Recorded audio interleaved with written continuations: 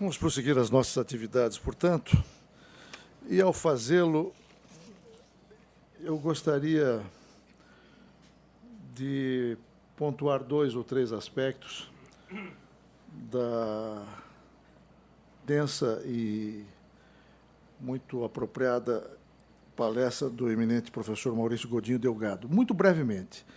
Primeiro, para ressaltar que, como todos sabemos, ainda subsiste como resquício do poder do corporativismo, ainda subsiste como resquício do corporativismo o poder normativo da Justiça do Trabalho. Esvaziado, não é, ministro Maurício? Esvaziado, sim, não com aqueles amplos poderes, mas presente. Desde 2004, 2005, com a emenda constitucional 45, sujeito o exercício desse poder normativo ao acordo comum dos sindicatos, mas muito presente. O segundo aspecto é sobre o princípio da norma mais favorável, para acentuar, lembrar que a interpretação do artigo 7º caput, a que fez referência o ministro Maurício Godinho Delgado, rende ensejo a que a jurisprudência do Tribunal Superior do Trabalho aplique sistematicamente, como se sabe, o artigo 927, parágrafo único do Código Civil. Ou seja, precisamente como expôs Sua Excelência, é uma norma mais favorável à do Código Civil, que sobreveio, naturalmente, à Constituição Federal de 1988 e que enseja à Justiça do Trabalho conciliar as normas, a norma do artigo 7º, 28, com a norma do artigo 927, parágrafo único do Código Civil, ou seja, conciliar em matéria de acidente de trabalho as responsabilidades civil subjetiva e também objetiva. Em outras palavras, em caso de atividade de risco, reconhecemos a responsabilidade civil objetiva por se cuidar de uma proteção suplementar outorgada por lei posterior à Constituição Federal de 1988. E uma última observação que me parece importante para todos os senhores e pertinente com o que se expôs aqui. O ministro Godinho frisou o aspecto de que que o Estado não é irresponsável, que há a possibilidade de responsabilidade subsidiária do Estado. Mesmo depois da decisão do Supremo, que não nos permitiu mais aplicar o artigo 71 da Lei de Licitações, como vimos aplicando. O que eu gostaria de aproveitar o ensejo para ressaltar é para a necessidade de um exame detido da culpa do ente público na fiscalização dos contratos firmados com as empresas terceirizadas pelo poder público.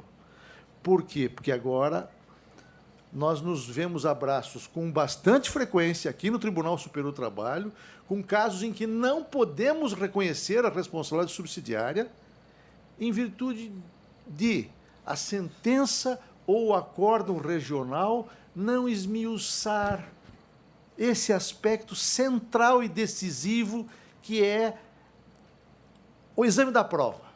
O exame da prova no tocante à demonstração de culpa do ente público no que não fiscalizou o cumprimento das obrigações trabalhistas pela empresa contratada pelo ente público. Muitas vezes nós vemos um exame superficial. Muitas vezes nós vemos posições jurídicas num sentido ou no outro, mas há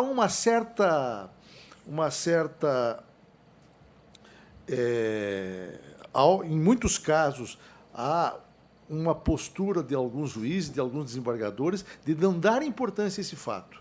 E isso tem, em última análise, daí a minha ponderação aos senhores, em última análise, está implicando em denegação de justiça, porque nós sabemos que muitas dessas empresas terceirizadas, quando não cooperativas, não têm solvabilidade financeira e nós nos vemos na contingência de não reconhecer a responsabilidade subsidiária, como gostaríamos, como se impunha, em virtude da deficiência na fundamentação da decisão no que tange a esse aspecto. Tecidas essas... Ministra Cátia, gostaria de falar? Pois não. Tem a palavra, ministra Cátia.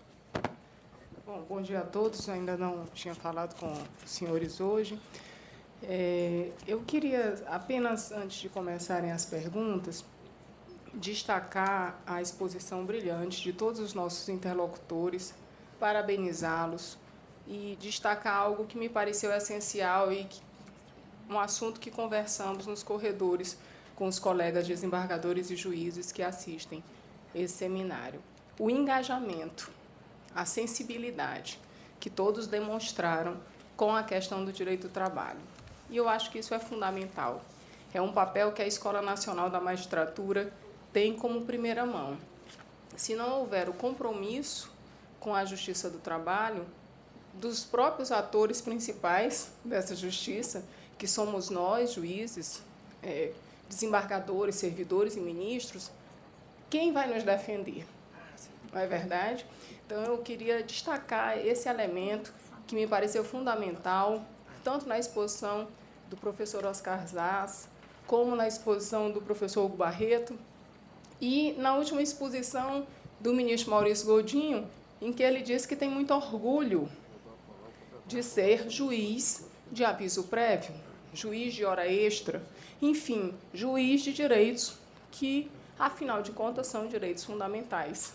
Portanto, temos mesmo que ter muito orgulho disso. E aí lembrei e pedi a palavra para narrar um fato que aconteceu comigo em um evento que fui no começo do ano no Sudeste. Não vou dizer a região, mas quem é da região vai lembrar. Estava entrando na região e encontro um colega antigo que não via há 20 anos. E aí o colega disse, você vai falar sobre o quê?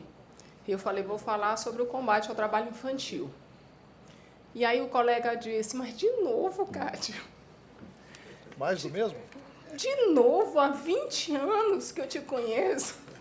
E há 20 anos que você continua falando sobre trabalho infantil. E aí, naquele momento, eu ouvi, me assustei, mas fiz igual um programa humorístico que tinha algum tempo, que a pessoa dizia assim,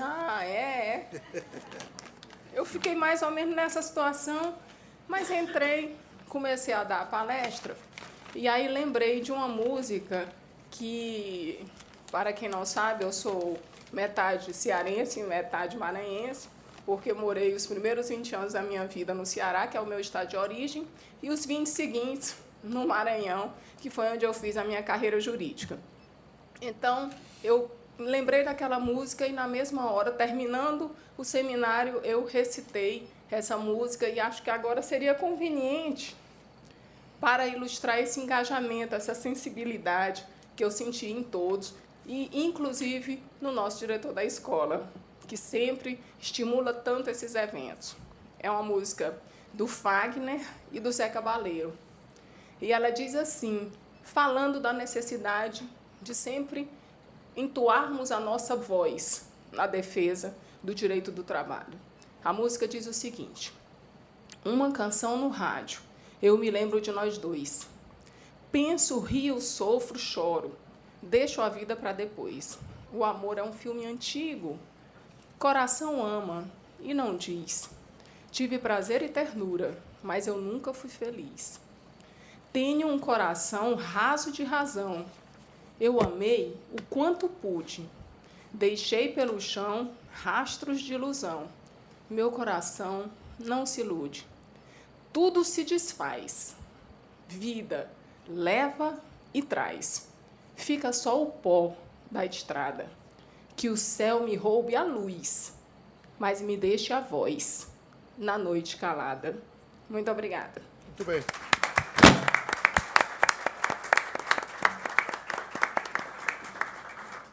Nós vamos iniciar esta mesa, as atividades dessa mesa agora com as intervenções dos nossos eminentes convidados sobre o tema aproximações dos sistemas jurídicos de direito do trabalho. E, em seguida, já fizemos um gentleman agreement aqui, pelo qual haverá uma intervenção de 10 minutos de cada um dos nossos palestrantes. E, em seguida, sim, iremos diretamente e, finalmente, aos debates propriamente ditos, com as respostas às perguntas que já foram formuladas e que ainda poderão ser formuladas para esta oportunidade. Eu tenho a grata satisfação de conceder a palavra ao professor Hugo Barreto para a sua intervenção.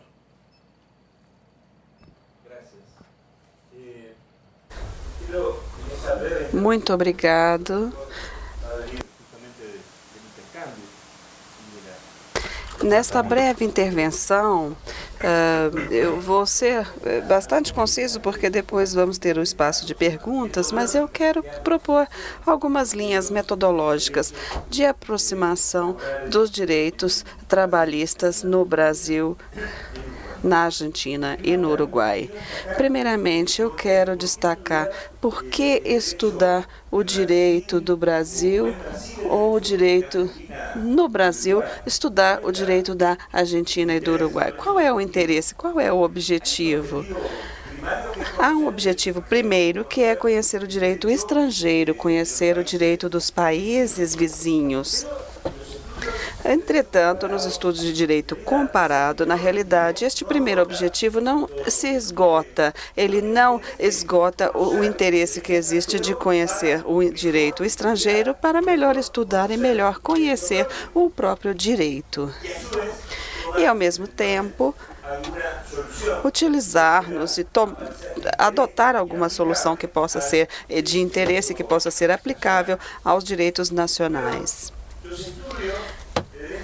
Os estudos de direito comparado possuem alguns problemas, porque, na realidade, as relações de trabalho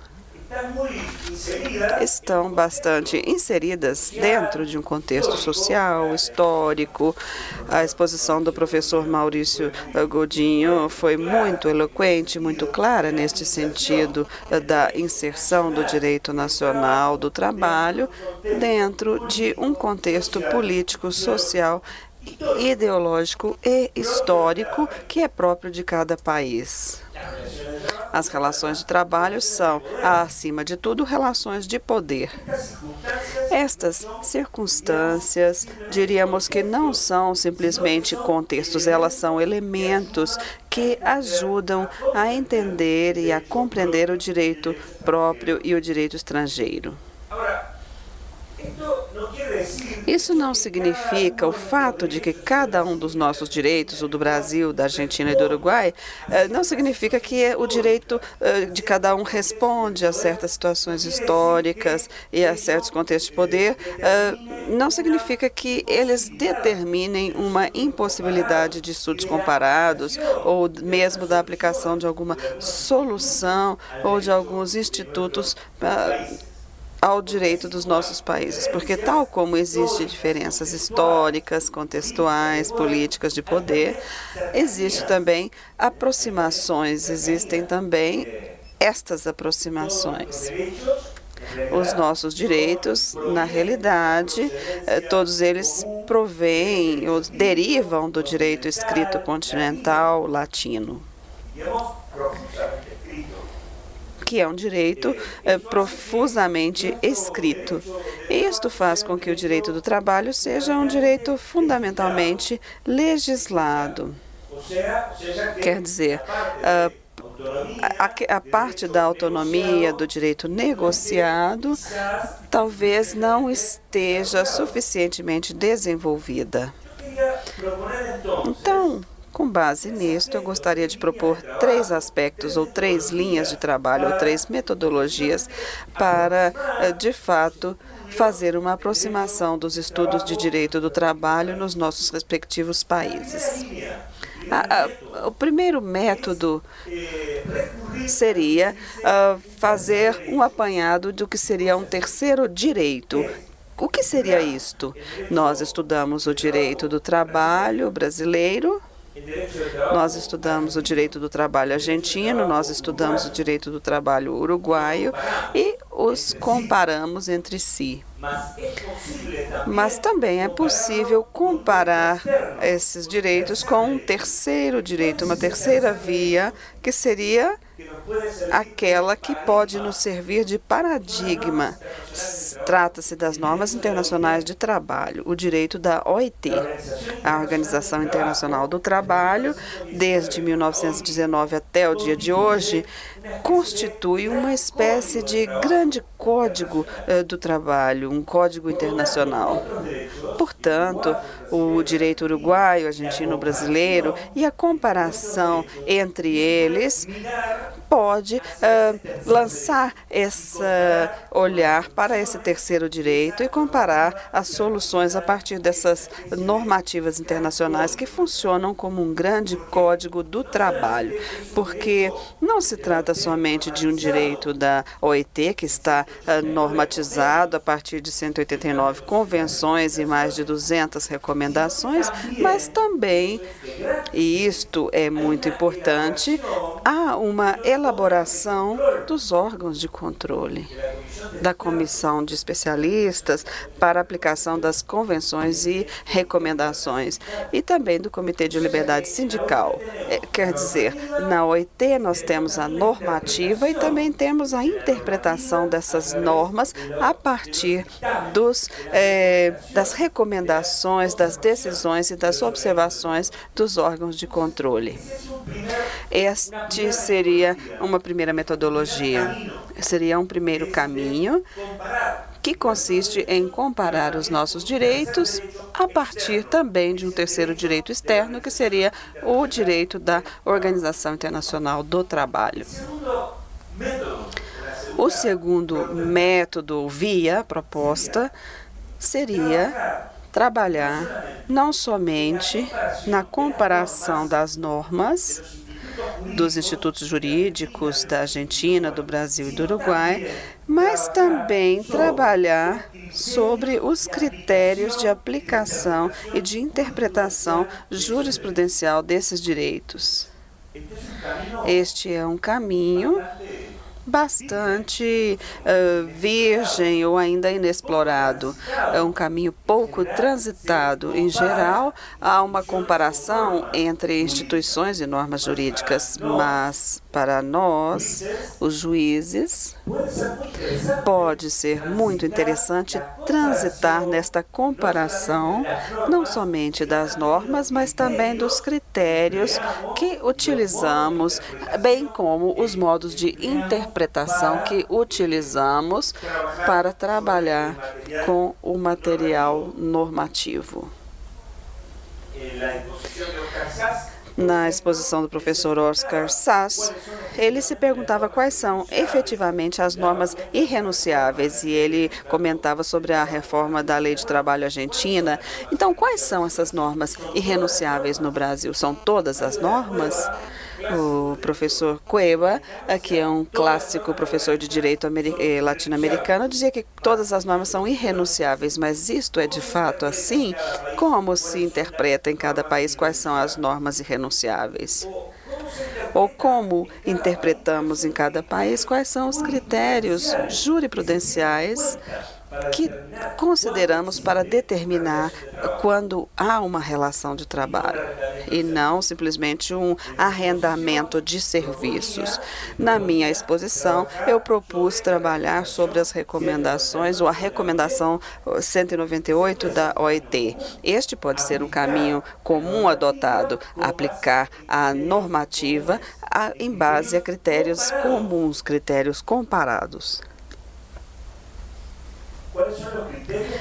Quais são os critérios para determinar quando um valor é salarial ou não é salarial? Qual é o critério jurisprudencial para isto?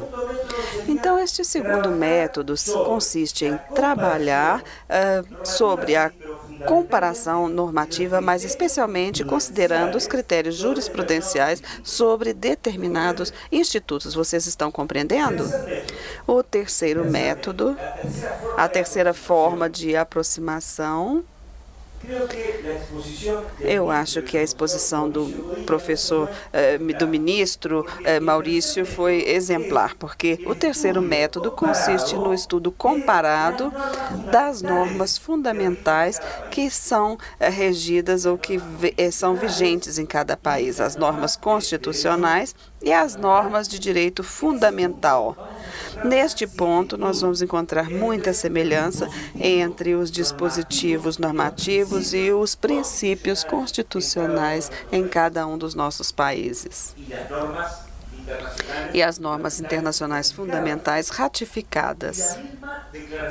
E até mesmo a Declaração Sociotrabalhista do Mercosul. Significa que, se concedemos, se pensamos que atualmente falar de direito do trabalho é falar das normas fundamentais do trabalho, existe então um campo comum, um terreno comum entre os nossos países, porque as normas fundamentais são normas reconhecidas nos nossos países. E se o estudo e a aplicação do direito do trabalho tem como ponto de partida as normas fundamentais, então encontraremos um terceiro espaço, uma terceira via a partir da qual vamos ter esta aproximação. Sintetizando, então, eu proponho três métodos de aproximação. Primeiro, recorrer a um terceiro direito para estudar direito na Argentina, no Brasil e no Uruguai, o direito comparado. Podemos recorrer a um paradigma, a um terceiro direito, a uma comparação a partir de um terceiro direito, que é o grande código internacional da OIT. São as normas da OIT e os critérios de aplicação da Comissão de Especialistas e do Comitê de Liberdade Sindical. Isso seria em primeiro lugar. Em segundo lugar, seria comparar e estudar os critérios jurisprudenciais de interpretação e aplicação das normas. Por exemplo, quanto à subcontratação ou quanto à determinação das relações de trabalho ou mesmo de composição de salários. Significa estudar formas de interpretação e de aplicação dos institutos. E, por último, o terceiro método seria a aproximação e o estudo a partir das normas fundamentais, que é ainda um campo comum que temos nos nossos países. Obrigado. Professor Oscar Zas, tem a palavra.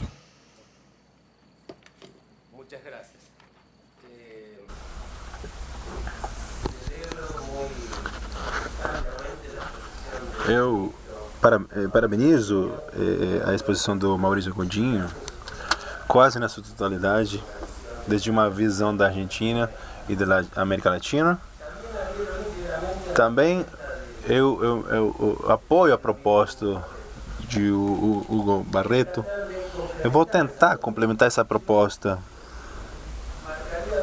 E eu marcaria duas linhas de ação a partir desse encontro, desses debates. Em primeiro lugar, eu proponho ferramentas para que vocês levem como juízes de primeiro e segundo grau, para que vocês, quando vocês cheguem nos seus tribunais, falem o que fazer com todo esse material que nós estamos trabalhando. E a segunda linha são tarefas para se aprofundar na ANAMAT ou em qualquer outro lugar, continuando essa linha felizmente iniciada nesses 2 dias de bons trabalhos. A minha ideia é que surgiu, e nesse momento sou tributário dos aportes geniais dos queridos amigos Uriarte e Barbagilata, cuja linha eu venho trabalhando há bastante tempo. Do meu jeito de ver, surgiu um direito universal dos direitos humanos. Por que eu falo universal? Porque o direito internacional clássico era um direito que regulava relações entre estados nacionais. Os velhos tratados eram tratados bilaterais ou multilaterais que colocavam relações entre estados. O novo direito internacional dos direitos humanos surge depois da Segunda Guerra Mundial, um direito universal porque a princípio coloca direitos da pessoa humana frente ao Estado. Na realidade, o que faz é que tutelar essa pessoa perante todos. Daí surge, na década de 50, por obra do genial jurista alemão Miperdey, que era laboralista e civilista e que era juiz em Berlim, a criação da teoria direta e horizontal dos direitos humanos, ou seja, o direito humano como limite ao poder público e privado. E justamente essa teoria surge do direito laboral. Por quê? Porque a regulação laboral é um limite ao poder privado. Porque o sujeito trabalhador está submetido ao despotismo do trabalhador empregador. No tribunal espanhol, numa sentença lá na Espanha, os direitos humanos não terminam quando o trabalhador entra na fábrica. Falar o contrário seria um fraude industrial. E hoje estamos numa etapa de construção democrática, inclusive, como falava o professor Godinho. A outra questão que eu queria trabalhar, que tem autores que estão trabalhando a respeito disso, falar da noção dos direitos, mas também das noções de deveres. O pacto, a Convenção Americana dos Direitos Humanos e Deveres do Homem, fala dos deveres. É numa relação de poder assimétrica do empregador, ou seja, na construção fazemos desde os direitos dos trabalhadores e os deveres do empregador para esse trabalhador. Assegurou a dignidade humana e justiça social. Existe uma norma que eu gosto de trazer nas minhas aulas, que permanece ignorada, o artigo 28 da Declaração dos Direitos Humanos, que toda pessoa tem direito que se estabeleça uma ordem internacional, que está nessa declaração, sejam efetivos.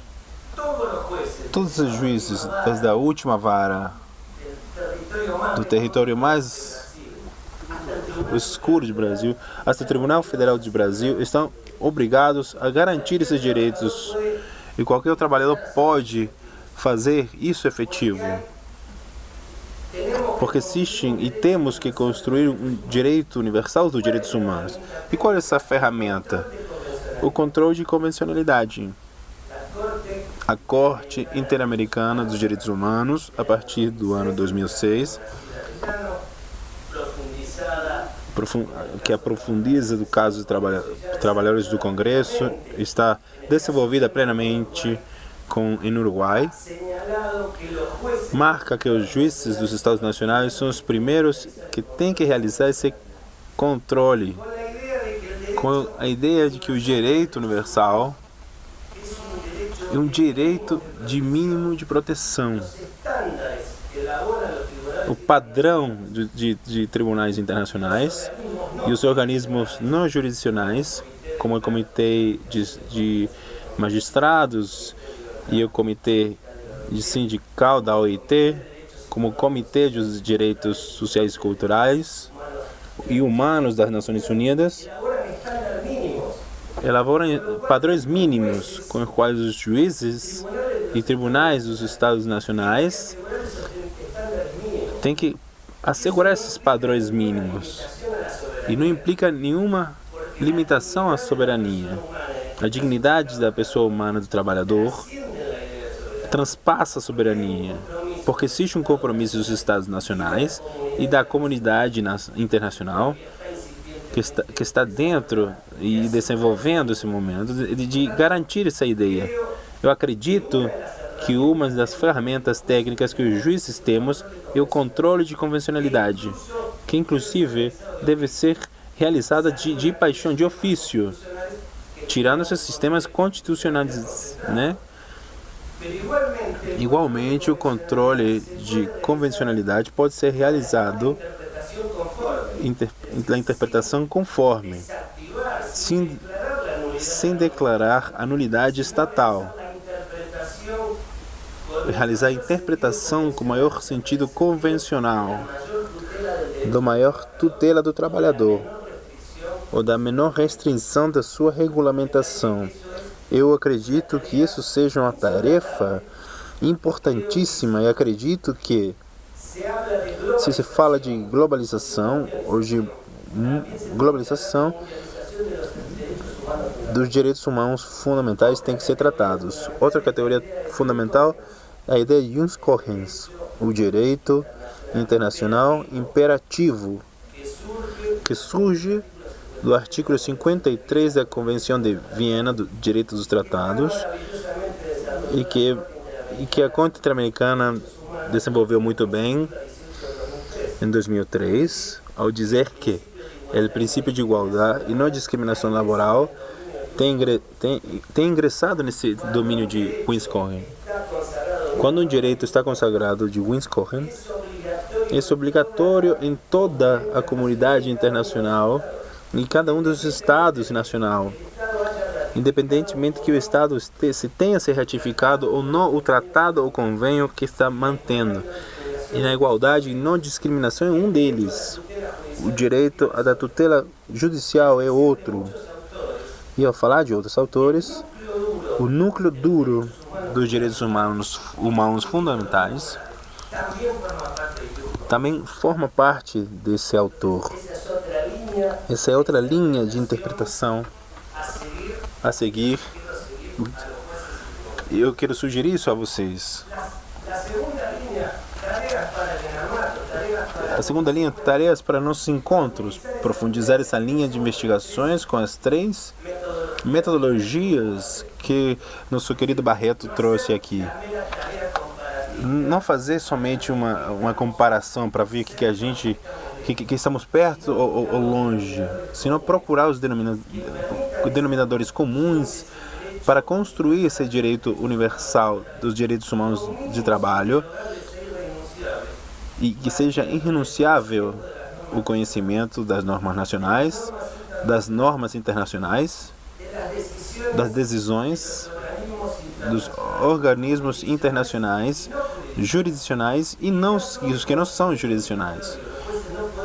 Nós, juízes, não podemos ignorar esse terceiro direito do qual fala e falou também, meu querido amigo Hugo, e o dever dos tribunais dos nossos estados, da última vara ao Supremo Tribunal Federal, porque isso se supõe uma democracia ao conhecimento. Para falar de democracia, eu estou incluindo da democracia da informação e do conhecimento. Somente o saber nos fará livres. Jesus dizia somente a verdade. Eu falo que para mim o conhecimento.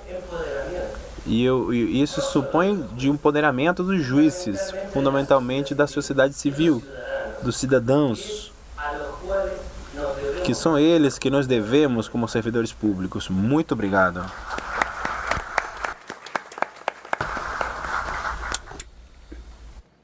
Tem a palavra o professor Maurício Godinho Delgado.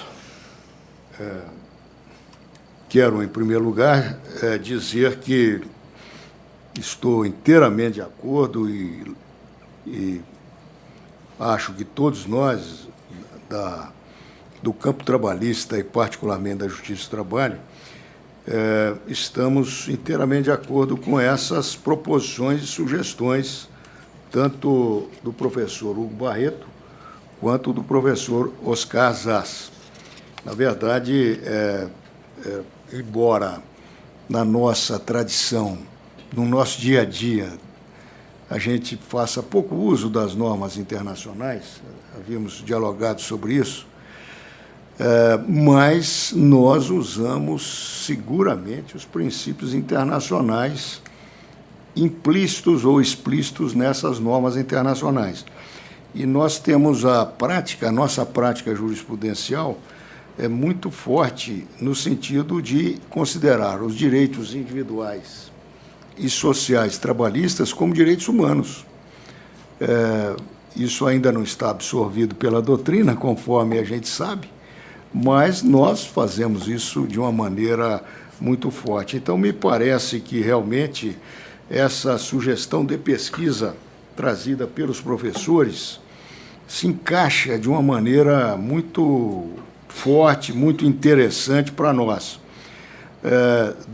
Da mesma maneira que nós, a partir de 5/10/88, e hoje cada vez mais, sentimos até um conforto emocional, vamos dizer assim, além de um conforto intelectual, ao descobrirmos que a Constituição nos valorizou muito, e depois passamos a estudar isso ao longo dos últimos anos e percebemos que isso tem uma lógica constitucional férrea, isso nos traz também uma segurança sobre o que nós fazemos. E a proposta dos dois colegas professores é ir na mesma direção, com o mesmo sentido lógico, só que para o plano internacional. Eu acho perfeito. Acho que é uma preocupação que devemos realmente procurar a ter no plano das nossas escolas, tanto a nossa escola nacional quanto nas escolas regionais, né? É muito importante nós enfatizarmos esse lado, porque é uma maneira de enfrentarmos com um pouco mais de eficiência o discurso da globalização, né? Da mundialização. Os franceses, como sempre, provocando um pouco, não usam globalização, falam mundialização, porque a globalização ficou muito ideológica a expressão. Mas qualquer que seja a expressão utilizada, mundialização, globalização, o fato é que ela sempre tem sido usada nos últimos tempos contra os limites à utilização mercadológica do trabalho humano. E realmente nós temos uma pleiade de normas internacionais, tanto as da OIT quanto algumas declarações internacionais, principalmente, desde a Declaração dos Direitos Humanos de 1948, que podem ser um instrumento perfeito dentro dessa mesma lógica de engrandecimento do direito do trabalho e de aperfeiçoamento das relações de poder no âmbito, particularmente da relação de emprego, que é nosso objeto central e que é o mais comum, né? Claro que sempre com possibilidade de aplicação nos outros cenários trabalhistas lato sensu. Então, eu até prefiro não fazer, do ponto de vista de pesquisa, nenhuma ilação nova. Eu acho que essa proposta é fundamental. Nós temos que tratar o direito do trabalho como parte dos direitos humanos, como também uma forte corrente doutrinária bem mais moderna e atualizada tem feito. Temos que insistir nisso, porque é interessante, nós estávamos ontem conversando, que lá na Argentina, nos anos 90, quando se tornou forte, o professor Zas falou ontem sobre isso, a jurisprudência da Suprema Corte Argentina, no sentido de capturar as normas internacionais e passar a fazer o contraponto delas com as normas internas, mas no sentido de afirmação do direito do trabalho, o exemplo que o professor deu foi a questão do contraponto da Convenção 95, que trata do salário e as parcelas que foram desassalariadas. O governo era conservador. O governo era conservador. Era uma peculiaridade. Ou seja, era um período de um governo até liberal, mais liberal, com uma visão mais mercadológica, mas esses governos, mesmo essas linhas mais mercadológicas, têm um profundo respeito pelas questões internacionais. É claro que a visão deles é diferente, a visão é mais de mercado internacional, competitividade, etc. Mas, ou seja, há um consenso mínimo, independentemente da linha política do agente envolvido, de que a questão internacional tem uma importância grande. Então, eu acho que é muito correta essa sugestão, e esse seminário foi muito bem pensado, porque é realmente mais um instrumento fundamental de afirmação do nosso direito de trabalho. E está expresso, né, no artigo 5º, parágrafos 1º até 3º da Constituição da República.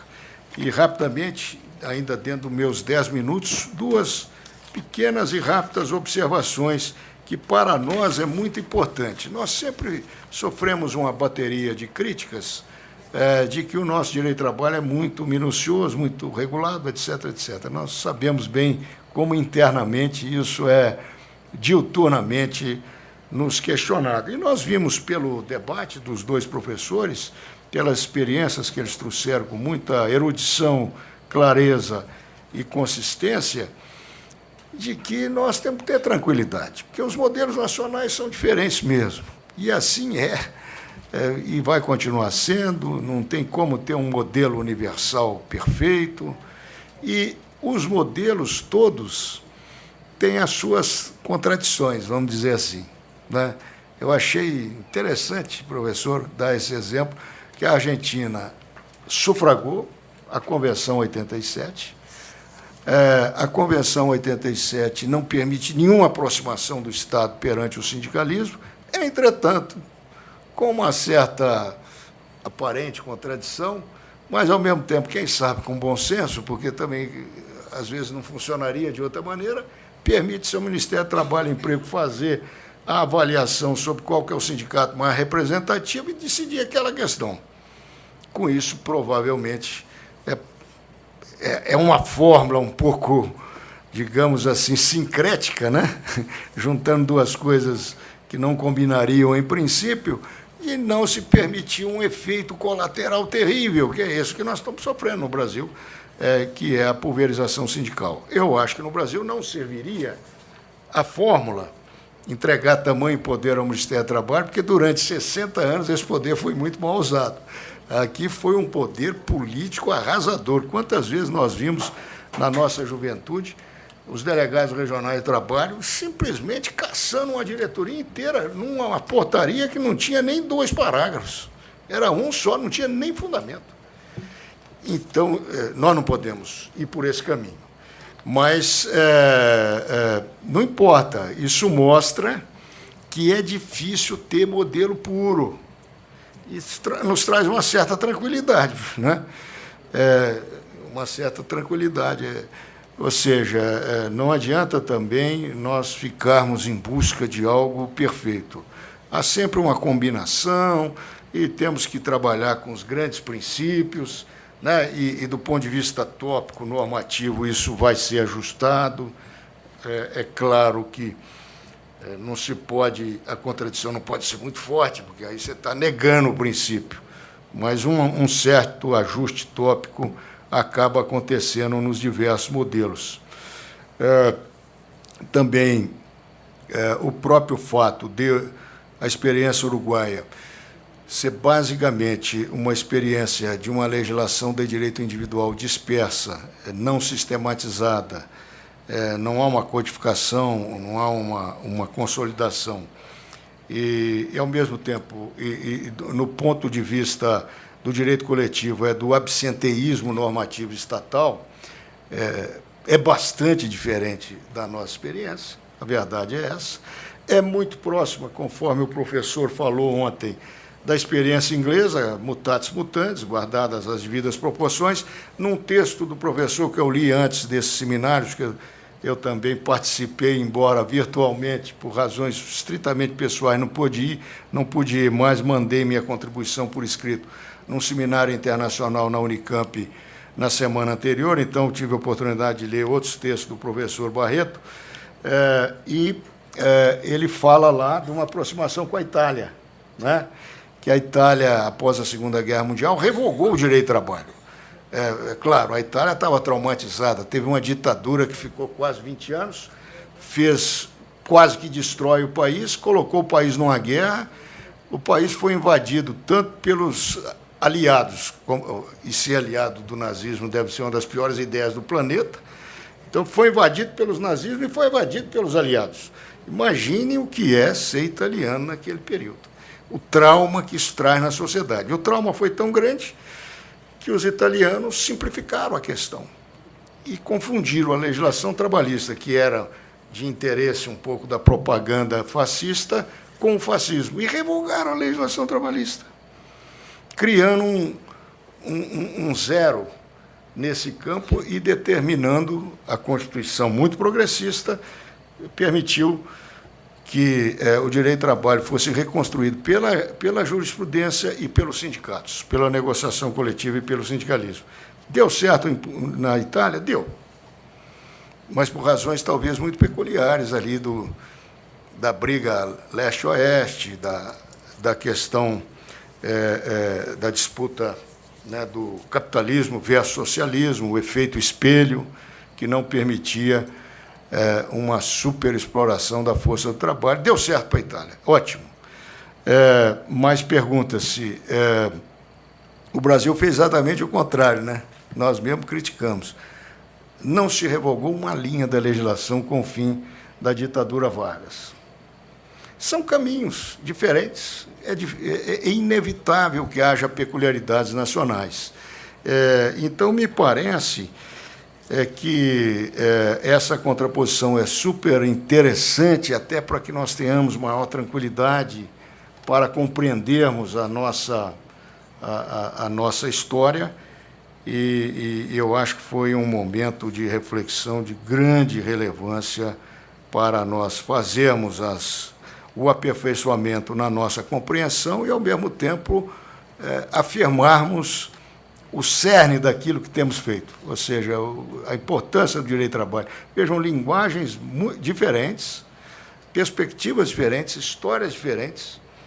Os dois professores, é muito importante, uma visão internacional muito forte. Nós sempre fomos criticados na América Latina por não termos essa visão internacional. Eles sempre tiveram. A gente sabe disso, que é da tradição da Argentina e do Uruguai e do Chile também. Uma visão europeia mais forte, internacional mais forte. E a conclusão é a mesma.